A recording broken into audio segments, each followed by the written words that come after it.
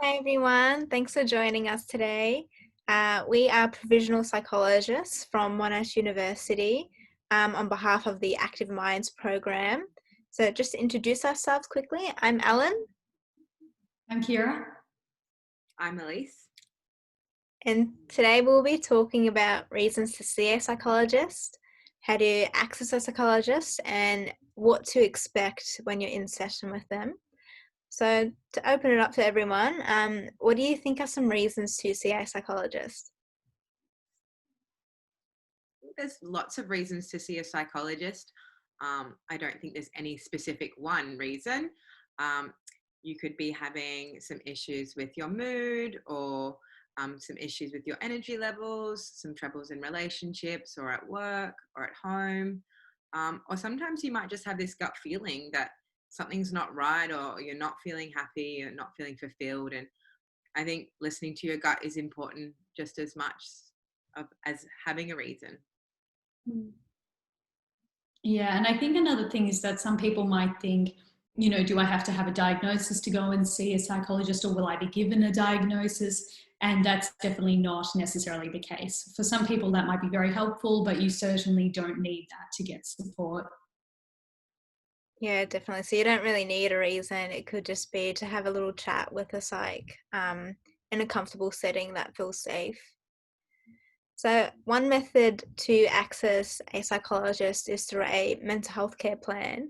And Kira, I know that you know a bit about this. Would it be right if you talk about it some more? Of course.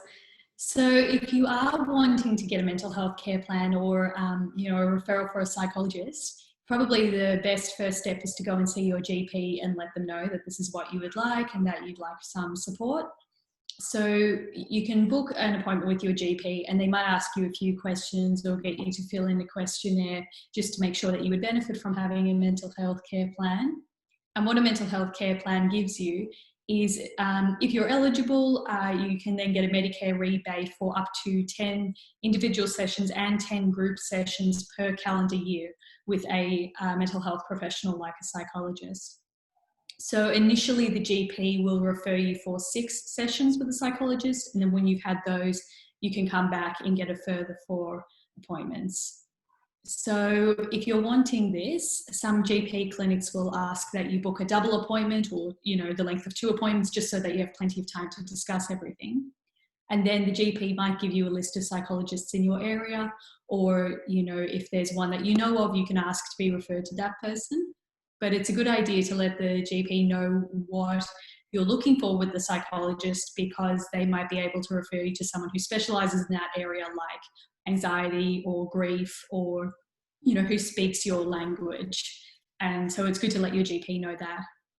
And with these Medicare rebate sessions, it'll generally cover most of the cost of the session. Some places there will be a gap fee to pay out of pocket, so do ask if there is this gap fee. But there are also plenty of low cost clinics as well where there may not be any gap fee at all, so the cost will be fully covered.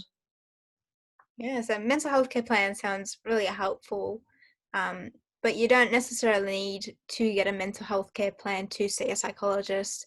You can always get book an appointment with a psych on your own and see them independently, and maybe your health insurance will help cover the cost as well.